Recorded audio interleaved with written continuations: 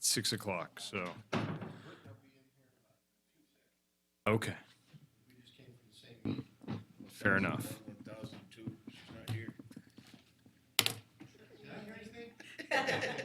No. Well, just because she was at the same meeting, maybe she doesn't drive as fast as Commissioner Weisky. We'll go ahead and get started. So I'll go ahead and call to order the Thursday, November 15th, 2018 meeting of the Reno City Planning Commission, and we will start with the Pledge of Allegiance led by Commissioner Olivas. Allegiance to the flag of the United States of America and to the republic for which it stands, one nation, under God, indivisible, with liberty and justice for all. All right, thank you. Michelle, can I have roll call, please? Peter Gower, Here. Ed Hawkins, Here. John Marshall, Here. Paul Olivas, Here. Kevin Weisky, Here. Britton Griffith just walked in, Mark Johnson. Here. We have a quorum. Great, thank you. Moving on to our next item, item 3, public comment. This item is for either public comment on any action item or for any general public comment. I have one request to speak for him on this item from Tammy Holtstill.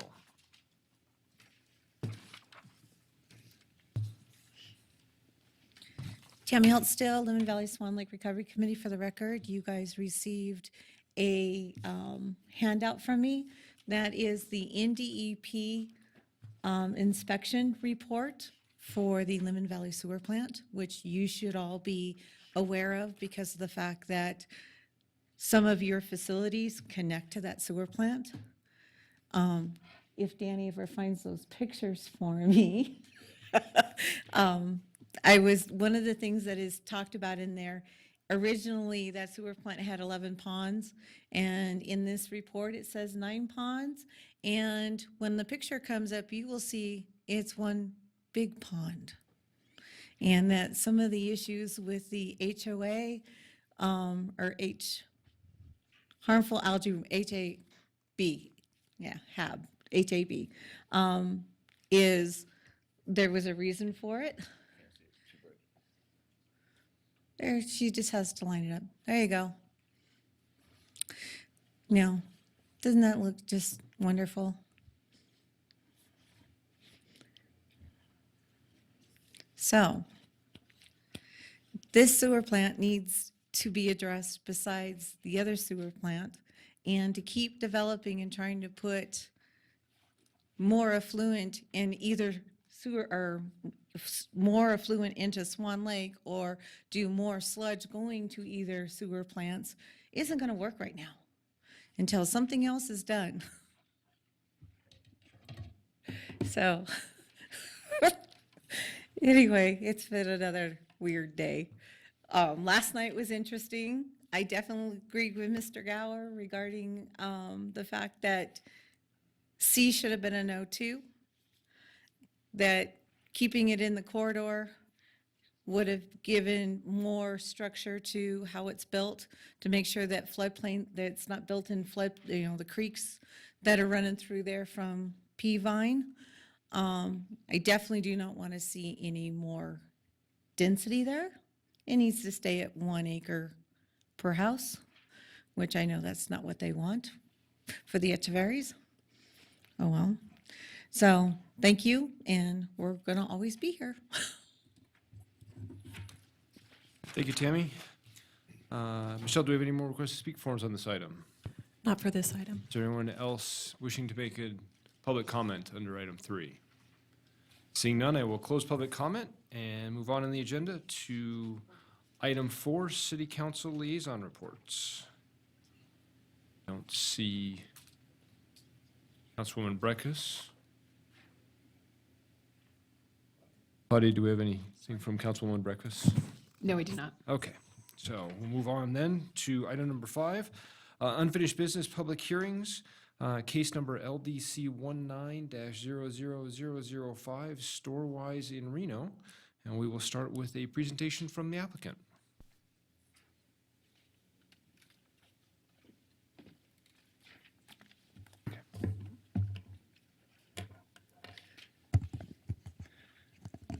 Good evening. Derek Kirkland, Wood Rogers for the record, representing the applicant, Storewise Reno. Oops. So as you guys know, we were here October 17th. The item was continued, so we're back tonight to address some of the concerns from the last meeting. This is a request for a special use permit for the mini warehouse facility within the North Virginia Street Transit Corridor Overlay District. And then also for grading activities that result in fills greater than 10 feet. There was an approved SUP on the property back in 2016. That SUP expired, so that's what brought us back on the 17th. There was a few minor changes we talked about last meeting, and I'd be happy to go over those again if there's more questions. The reasons that the item was continued mainly was for we're proposing underground retention, and so we are here to talk about that specifically tonight, and then also there were some questions about stormwater treatment, so hopefully we can address those concerns tonight. There was 2 conditions that were proposed in addition to the conditions from the last meeting. One is hours of operation 7 a.m. to 9 p.m., and the other one was the dark skies lighting, and the applicant is in agreement with those conditions. So just a quick overview. So it's a mini storage site on about 7 acres, 65,000 square feet of indoor personal storage, most of that on the lower portion of the lot. And then we have about 60,000 square feet of covered RV parking kind of up here in the upper lot. We'll have an on-site property manager, again, operation 7 a.m. to 9 p.m., 24-hour security and surveillance system is proposed, and again, we'll have that on-site manager that'll be there, gated access. And then we're using the IT manual for the parking, so we have 10 spaces required per ITE, and we're providing those 10 spaces. RMC required 12 spaces, and so within the corridor, we're allowed up to a 50% reduction, and so we felt that ITE manual was justified and is pretty close to what RMC would require. And again, very low traffic generation on this project with only 50 trips per peak hour. The architecture, no changes in the architecture. From the last meeting we were here, proposing horizontal and vertical articulation, and you can see the fencing that we're going to go with a solid screening fencing where the buildings aren't screening it. We'll also have evergreens around the perimeter of the site for additional screening. The SUP for cuts fills, there's a section in the back. Is basically that's the area of the over 10 feet of fills. And then back to kind of the concerns from last meeting. So a lot of the concerns were, typically I think we're used to seeing above ground retention with these projects. And so based on the site constraints and some of the different features of the site and to maximize the amount of usable storage space, we've actually proposed an underground retention basin within the drive aisles. And so I'm going to go ahead and turn it over. We have Jillian from our office, an engineer. She's going to go ahead and give you guys kind of the findings on our analysis for that underground retention, and kind of walk you through how that facility would work. Again, I apologize. A lot of the analysis didn't get into your packets, and unfortunately, we went out and actually we just didn't have time to make that staff report deadline. So what we did was went out and did some perk tests. And really looked at that system and wanted to come forward with you tonight and kind of give you that analysis and really walk through the details of that system and how it'll function. So I'm going to turn it over to Jillian.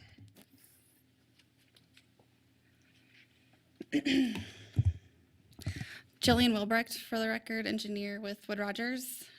So I started the analysis with our percolation results. So we did three test pits to get an infiltration rate at the site.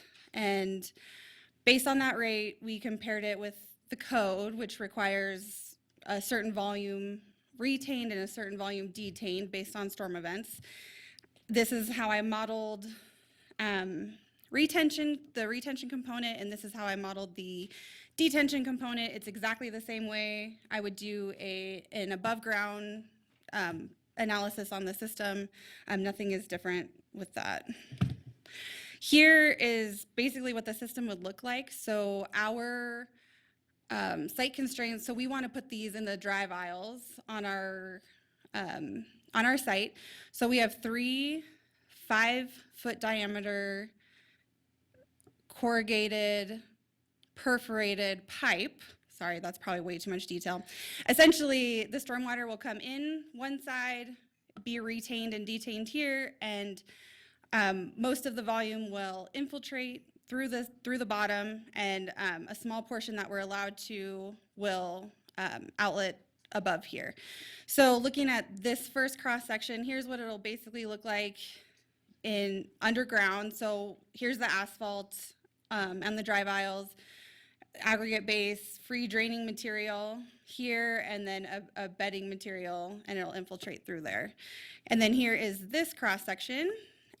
We will have maintenance access risers added to the top on both at the inlet areas and the outlet areas, because that is the typical area where we would need to access for maintenance.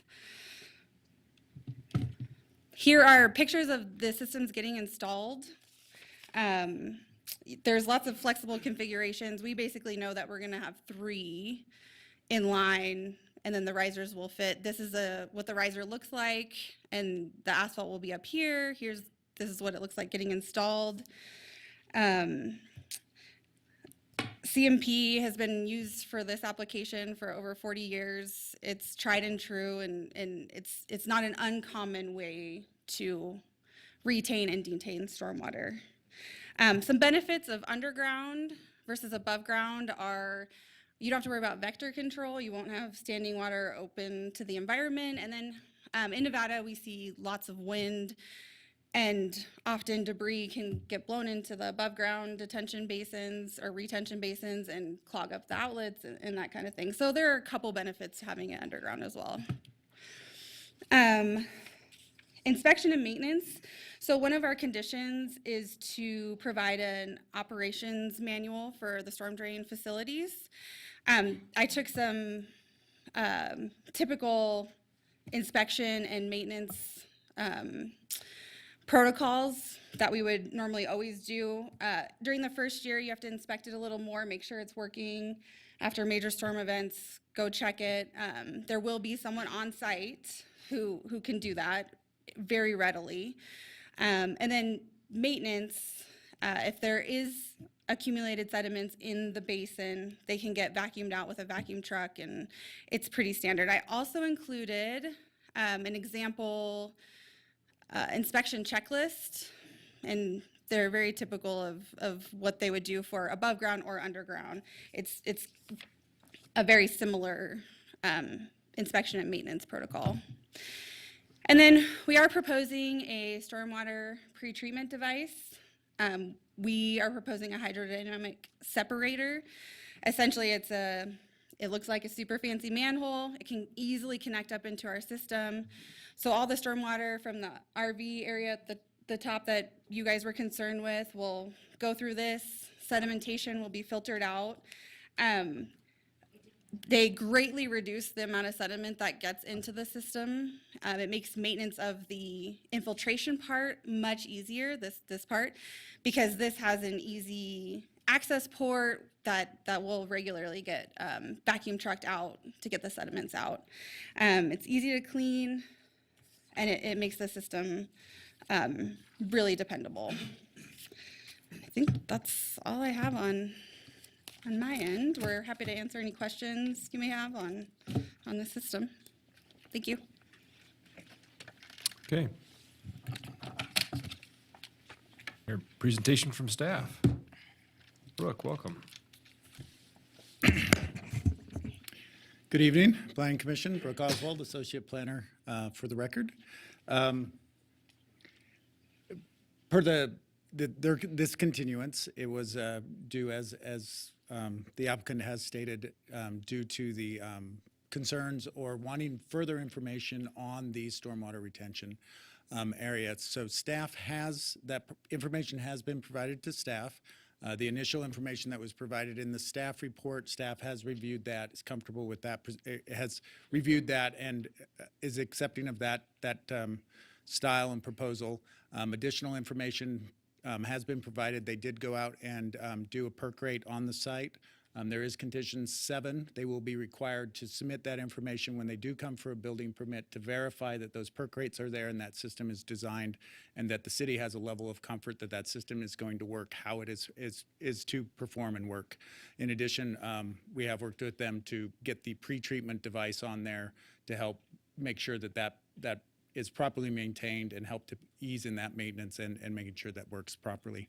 In our last meeting, there were 2 additional conditions that the commission recommended. Those are now before you as condition 17 and condition 18. Those have to do with the hours of operation, and those be limited to 7 a.m. to 9 p.m. That's 7 days a week. And then prior to any building permit, they need to demonstrate that their lighting is meeting not only the night skies, LED, and then those residential adjacency standards on how those are set and limiting pole heights. With the information provided and additional information provided, staff can make all the findings and does recommend approval. And I am available for questions if necessary. Thank you. Okay. Thank you, Brooke. Before I open this up for public comment, I will bring it back to the commission for disclosure, starting with Commissioner Olivas. Commissioner Olivas, I visited this site. I spoke with the applicant's representative. I was not present at the original meeting where this was heard, but read the staff report and I watched the video, not the whole evening, but that section. And I'm fully up to speed and able to consider this tonight. Commissioner Marshall, no further disclosures. Commissioner Griffith, no further disclosures. Commissioner Johnson, I traded voicemails with the applicant's representative. Commissioner Gower, I spoke with the applicant's representative. Mr. Hawkins spoke to the applicant's representative. Commissioner Weisky, as did I. Okay, this is a public hearing item. So, Michelle, do we have any request to speak forms on this item? Is that the one that's finding its way down to me right now? We'll start with Tammy Holt Still. Case number, this one. Tammy?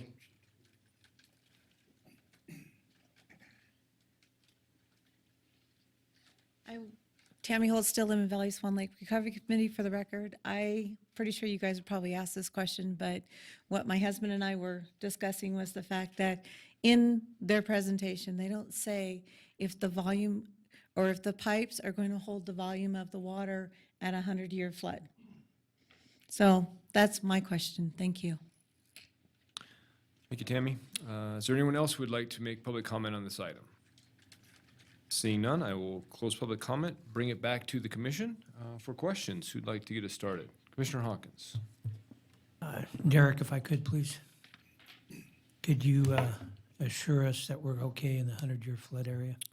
Yes, well, that's code, and we will design, and those pipes have been designed to handle that, so yes. Thank you. Commissioner Weisky. Thank you, Derek. And you may want to pass this off.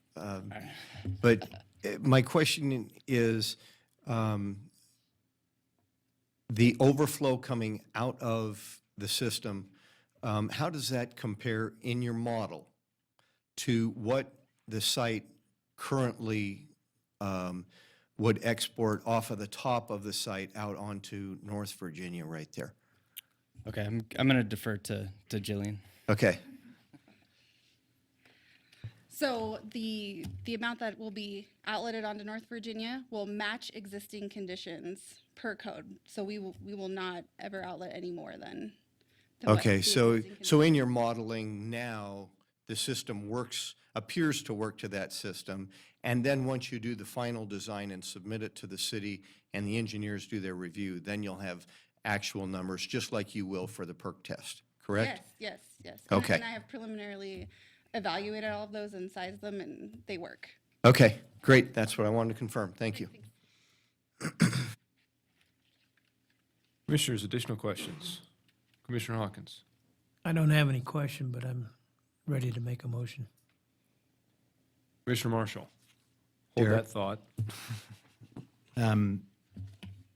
Building J, can you describe, you said, and I couldn't catch, it's between the two RV storage on the west, I believe that's western portion of the site? Yeah, correct. How does that's personal storage, right? Yeah, so that building J is actually going to be indoor personal storage. So can you describe, I mean, that indoor, meaning you've got any openings is inside? So building? it's all these buildings will be typical indoor storage with garages on both sides. I think this one I don't have to mention. So when you say indoor storage, you're talking about the fact that it's Yeah, typical it's a standard garage. It's got doors metal that come door up. on one side and Yeah. Yeah, so you can see building J here. So these out, so you'll have covered RV parking kind of around this area, and you have some indoor, that's your standard garage roll up on this side. And then this will be garage doors on both sides. thank you. Commissioners, any additional questions or discussion? Commissioner Levis. Discussion, not questions, or we pass questions? I believe we're past questions unless anybody else has any. Okay.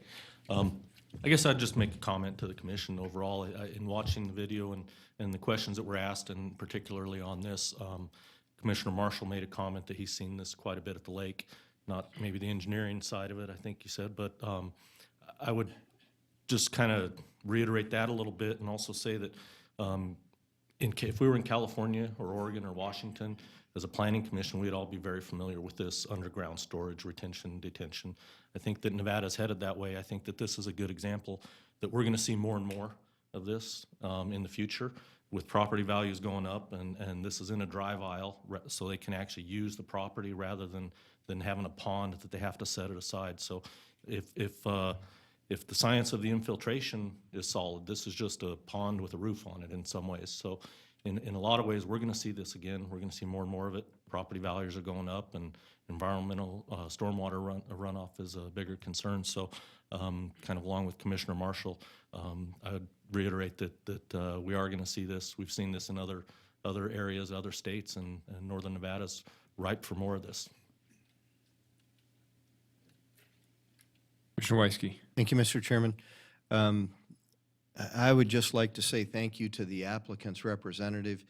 This is the information that I was looking for last month. Had I have had this information last month, you might not be here tonight. I didn't need a design system, and I don't think the other commissioners, based upon their questions and concerns, needed a design system either, but we needed more information, and this is the kind of information. And thank you to staff for getting that for us, Brooke, and also adding conditions 17 and 18 that we had discussed so we didn't have to try and remember what we discussed. So thank you. Thank you, Mr. Chairman. Mr. Gower. Thank you, Mr. Chairman. Commissioner Weisky said exactly what I wanted to say, and he said it very well. Thank you. Okay. Commissioner Hawkins.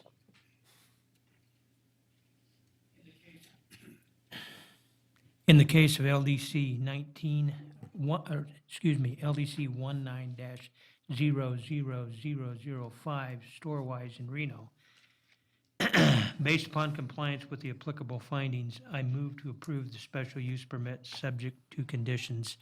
And I too want to thank your company for bringing this forward. And I've never seen that kind of program before, and I really enjoyed the presentation. Thank you. Commissioner Weisky, I'll second. Okay, I have a motion and a second. Any further discussion? All those in favor? Aye. Opposed? Motion carries unanimously. Good luck with your project. Thank you very much. Okay, moving on to item number 6, public hearings. Item 6.1 was pulled, so we will be moving on to item 6.2, which is case number LDC 19-00018, Brewers Cabinet Conditions Amendment. And we will start with a presentation from the applicant. Good evening. For the record, Mike Raley with Rubicon Design Group, here representing the Brewers Cabinet. I apologize, I'm losing my voice tonight, so I'm going to do my best. Also with me tonight are the owners of the Brewers Cabinet. I have a very brief presentation, if we can get that pulled up. This is a fairly simple request. As most of you I'm sure recall, we were before the commission back in March for a special use permit and variance for this project, and we're simply requesting an extension on some time frames to allow the dentist that's in the building to vacate the premises. As you recall, he was adamant to retain his parking spaces before we reconfigured the site. He's had some delays in moving his business. Nevada Court Services is out of the building, which delayed things. We were supposed to have a permit by October, and what happened is we're working to bond the improvements and not realizing that actually the permit had to be in hand. So it was an oversight on our part. So we're simply asking for an extension to allow for that. And so, as I mentioned, it's just a simple amendment to those conditions. We're not asking to change any other conditions, change the layout of the site, change how the site functions. I do want to note there is a mistake in my presentation. Originally, when Heather and I spoke, we said that we would file for the permits within 45 days and then commence construction no later than April 1st. We've agreed that we will file for the permits within 45 days and complete construction by June 1st. So that condition changed, and we are in agreement with that. If you're interested, I can give you kind of the same presentation you had last time about what the tap house is. It serves for packaged liquors, or not liquor sales, but beer and growlers and merchandise. They do have full food service in the tap room. It also serves for private parties, that sort of thing. Zoning, that was the plan that was approved, and then this is actually the landscape plan that we're using for the bonding, showing that those improvements and the conditions being implemented. And then just some quick overview of the site. I do want to address Mr. Casagrande, who owns the salon immediately adjacent to the project, is in the audience tonight. He had a couple of concerns on the fencing. As you recall, we had a condition to put a fence between the two property lines. He would like to see that fence extended further to the north to prevent any vehicle traffic from overflowing onto his property. We are in agreement with that. We do need to get a survey done to finalize where exactly the property line is out there, so we can get that, and we are committed to getting that fence permit in quickly ahead of the building permit so that can get underway. Also, in your staff report, you'll see there was a letter from a resident concerned about food service during inclement weather. That's clearly covered under conditions. The conditions state that if there's no food service to the tap house has to close. So, and I think that condition obviously is going to improve with the improvements that are coming with this. So with that, we're happy to answer any questions you might have. Thank you, Mike. We'll call you back after we hear from staff. Good evening, Heather. Good evening, Chair Johnson and Planning Commissioners. Heather Manzo, Associate Planner for the record. The applicant did a really good job of outlining kind of the history of the previous approval and where we're at today as far as the request goes. The applicant has requested that conditions 8 through 11, which were all related to elements of site improvements for the Brewers Cabinet site, that the time be modified based on the information that's provided to you in your staff reports today. Staff was able to make all of the findings, and I'm happy to answer any questions you may have. And should the commission choose to move forward with recommending or approving this request with an associated condition related to the fence that was discussed tonight, I can draft some language for that. Thank you. Thank you, Heather. Before I open this up to public comment, I will bring it to the Commission for disclosures. We'll start with Commissioner Weisky. Thank you, Mr. Chairman. I received an email and spoke with the applicant's representative on top of my previous disclosures. Commissioner Hawkins, as did I. Commissioner Gower, I visited the site and received and read the email. Commissioner Johnson, I received the emails and read them as well. Commissioner Griffith, in addition to my previous disclosures, I received an email and read it. I visited the site and I met with the applicant and the applicant's representative. Commissioner Marshall, I received the email and I visited the site too often. can't top that, but I visited the site and received the email. Thank you, commissioners. We'll talk about your issues later, Commissioner Marshall. I have one request to speak for him on this item from Peter Newman. Mr. Chairman and Commissioners, my name is Peter Newman. I live at 1 Elm Court. Can I ask a question? Is the email that you're talking about the one from Mercedes de la Garza? No. Okay, then I'd like to read her. She wanted me to read this, but if you'd already had it, I would skip that. I speak in favor of the application, and I'd like to read Mercedes' letter, and then I have one myself. Dear Planning Commissioners and Chair, thank you for your time on this matter. We Ridge Lee Court Street residents would like to congratulate Brewers Cabinet on the success of your business. You've been a thoughtful neighbor to us so far, and we hope for your continued success and tasty beer. We would also like to request that the Planning Commissioners help us residents up the street from this Arlington/California area. We acknowledge that we live downtown, and with that comes certain compromises. As this area becomes more increasingly popular with restaurants, bars, coffee shops, and as well as offices, we would like for you to keep in mind our need for proper management of parking and cut-through traffic on our streets. During special events, we have encountered a number of issues from speeding vehicles, cut-through traffic, and over-parking. We have been promised proper traffic diversions during these special events and have had mixed results. We would request the city to continue to push to correct this issue. Around 2011, the Lutheran Church applied for a special use permit for the alternate location of over 100 parking spaces. To date, the church has been very responsive to our needs when the parking overflow is misdirected to our part of the neighborhood. We would kindly request the same for Brewers Cabinet. Just a friendly reminder that we are here up the street, living in our houses, and will always be here. Thank you, Mercedes de la Garza, Ridge Lee Court Street residents. And then my letter is as follows. On behalf of Newlands Neighborhood Association, I concur with the remarks of Mercedes de la Garza, who is my neighbor around the corner on Ridge Street. We who live on Court Street and Elm Court, have also noticed a marked increase in traffic and all day, sometimes all night, parking on Court Street during the last 24 months. When the Promenade facility was applying for permission to operate a 100-room convalescent facility at 535 Court Street, its advocates and owners promised that all Promenade employees would be required to park underground within the Promenade's parking facility and therefore not be parking on Court Street. Unfortunately, this has not always been honored, and we see Promenade employees' vehicles parked on Court Street most days. In addition, many other vehicles parked during the daytime and lately the night hours as well on Court. It is now quite challenging to drive a vehicle either eastbound or westbound on Court between Arlington and Lee. In fact, it's almost always impossible to travel that 3-block stretch in either direction without having to pull over and allow an opposing direction vehicle to squeeze past because people are parking their vehicles on both sides of the Court Street, which is not really wide enough for more than one vehicle to safely traverse it when there are cars parked on both sides.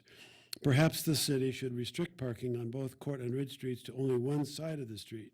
This is a safety issue, both for vehicle occupants and for fire protection. Can I just finish? One more sentence. It would be very difficult for a fire truck to traverse either of these streets with parked vehicles on both sides of the street, even without another vehicle opposing the fire truck. Thank you for listening. Peter Newman. Mr. Newman, may I have copies of those letters, please? Thank you. Thank you.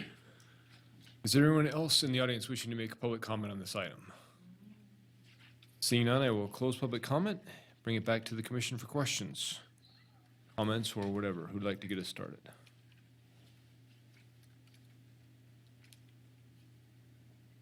One? Go ahead, Commissioner Griffith. If there's no questions or discussions, I'm ready to make a motion. Anybody? In the case LDC 19-00018, Brewers Cabinet Conditions Amendment, based upon compliance with the applicable findings, I move to approve the amendment to conditions approval numbers 8 through 11 associated with special use permit LDC 17-00069, Brewers Cabinet 341 South Arlington Avenue as written below, and I can make all of the findings. Second. Sorry, what was that? Motion. Okay. Commissioner Marshall with the second. Any further discussion? Yes. Commissioner Hawkins? Mr. Hawkins. As discussed a little earlier by staff, as far as the fence and checking the survey point, can we add that to the condition, please? Commissioner Griffith? Commissioner Griffith, Heather, do you want to draft that language? As you mentioned earlier, post a survey and then as condition 19? Heather Manzo, Associate Planner for the record. Yes, I'd be happy to draft that condition. I was thinking that it would be a condition that had a timing associated with a request for the fence upon the submittal of the first permit. Okay. Okay. Thank So we'll add that, Commissioner Marshall. Is that okay with you as the second? Is the applicant in agreement with that condition? Yes, it is. Okay. Additional comments or discussion? Have a motion and a second. All those in favor? Aye. Opposed? Hearing none, motion carries unanimously. Okay. I think, Claudia, just as a follow-up to that from the public comment that we heard, can we bring in maybe Heather as well? Can we mention to engineering maybe a consideration of looking at some of the widths of the streets in that area if there's any issues for fire access, just as a follow-up to that? Sure, we'll pass that on. Separate. Okay, thank you. Okay, moving on. Item number 7, Truckee Meadows Regional Planning Liaison Report. Me. 29 November, we will meet between 3 and 7 p.m. at the Commissioners' Chambers, and it's with the RGB. That's it. Commissioner Gower? Want to summarize the meeting from yesterday? You're the chair, you can do that one. Staff would You're- love to hear you're a too summary from eloquent. last night. Go ahead. I'll give it.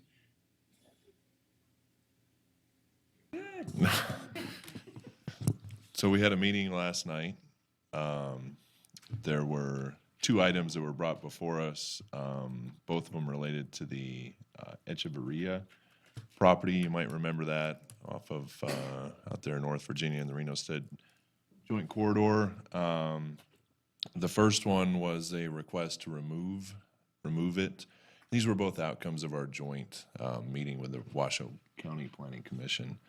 So the first request was whether to remove that property from the joint corridor plan. That item passed 6-3 to remove it. The second one was to change the master plan land use designations from basically county designations to Reno. That one did not pass. So that conformance review item did not pass. Okay, thank you.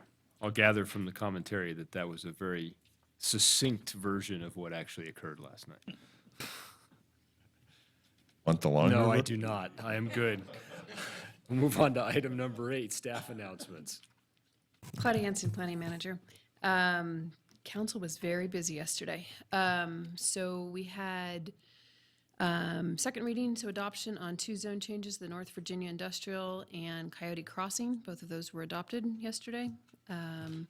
Master plan amendments to Valley Road and United Federal Credit Union were both certified. 3 abandonments were before City Council yesterday. Pan American Way was continued so that Councilwoman Weber could meet with the constituents. She had been sworn into council for about an hour when that item came up, so she was looking for some more time to meet with the neighbors on that one. Silver Dollar abandonment was a little leftover bit of right-of-way from that subdivision that you had seen. That was approved.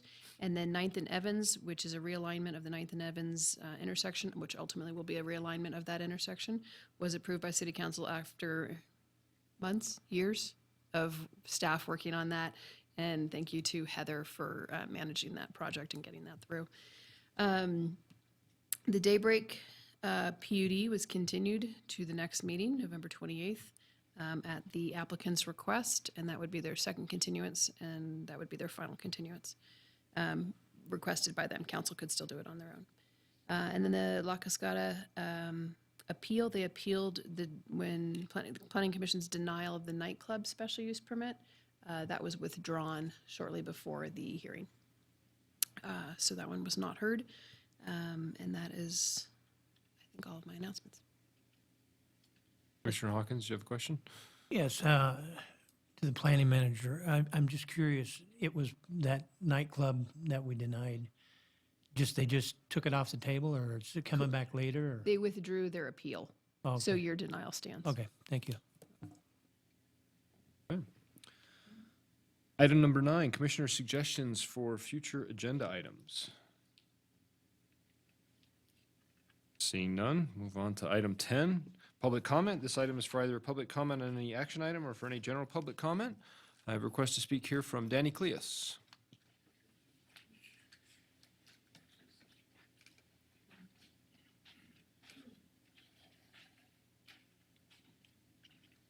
Smiley faces, come on. Danny Cleus for the record. I just hope you guys all have a happy Thanksgiving.